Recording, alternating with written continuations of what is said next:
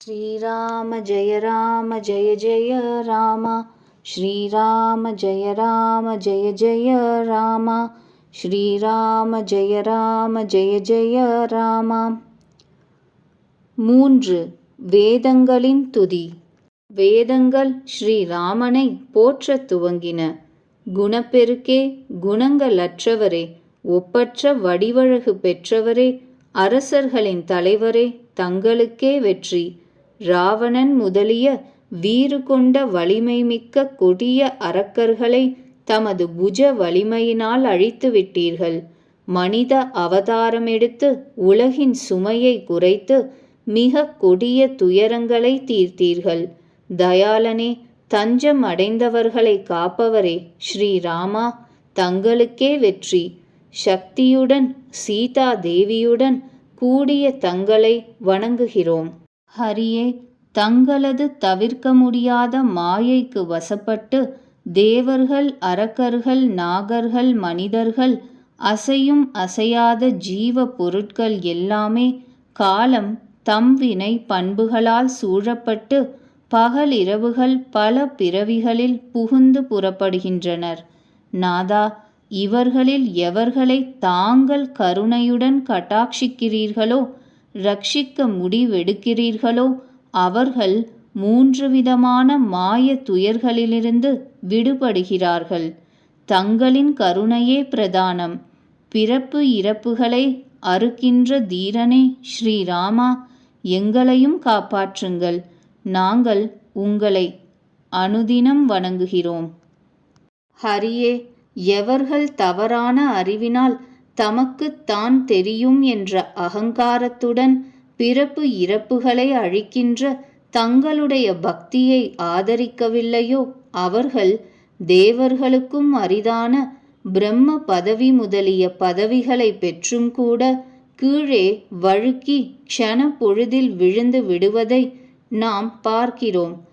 எவர் ஆசைகள் அனைத்தையும் துறந்து தங்களிடம் நம்பிக்கை பூண்டு தங்களுக்கு அடிமை ஆகிறார்களோ, அவர்கள் தங்கள் திருநாமத்தை மட்டும் ஜபித்து ஆயாசமின்றி பிறவிக் கடலை தாண்டி விடுகின்றனர்.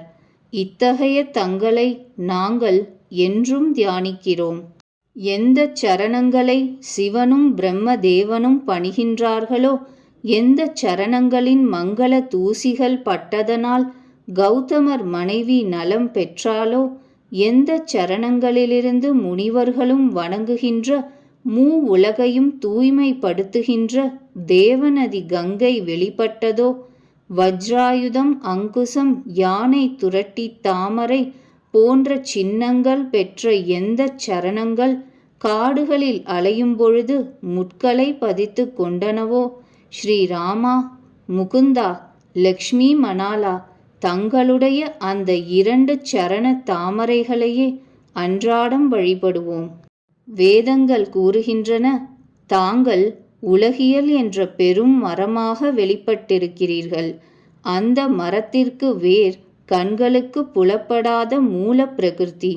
அதற்கு 4 வித பட்டைகள், அதாவது வேதங்கள், 6 கணுக்கள், அதாவது பருவங்கள், 25 இலைகள், அதாவது தத்துவங்கள், பற்பல பூக்கள், பற்பல ஜீவர்கள். அந்த மரத்தில் கசப்பும், அதாவது உலகியலும், இனிப்பும், அதாவது மோட்ச சாதனமும் கொண்ட 2 வித பழங்கள். ஒரே ஒரு கொடி அந்த மரத்தை சுற்றி கொண்டிருக்கிறது. அதில் அன்றாடம் புதிய இலைகள், மலர்கள் மலர்கின்றன. இத்தகைய மர உரு கொண்ட தங்களை வழிபடுகின்றோம். பிரம்மம் பிறப்பற்றது, இரண்டற்றது, அனுபவத்தினால் மட்டும் உணரப்படுவது, மனதிற்கு அப்பாற்பட்டது என்று கூறுபவர்கள் தியானம் செய்பவர்கள். அறிபவர்கள் அப்படி செய்யட்டும். ஆனால் நாதா, ஸ்ரீராமா, நாங்களோ அன்றாடம் தங்களது கல்யாண குணங்களையே பாடுகிறோம். கருணையின் உறைவிடமே ஸ்ரீராமா, நற்பண்புகளின் கருவூலமே தேவனே, நாங்கள் வேண்டுவதெல்லாம் இதுதான். மனதாலும் சொல்லாலும் செயலாலும் கபடமின்றி தங்கள் திருவடிகளில் பிரேமை கொள்வோம். அனைவரும் கண்காண வேத மூர்த்திகள் இந்த அருமையான விண்ணப்பங்கள் செய்தனர். அவர்கள் அவ்விடத்திலிருந்து மறைந்தனர். பிரம்ம ரூபம் ஆயினர்.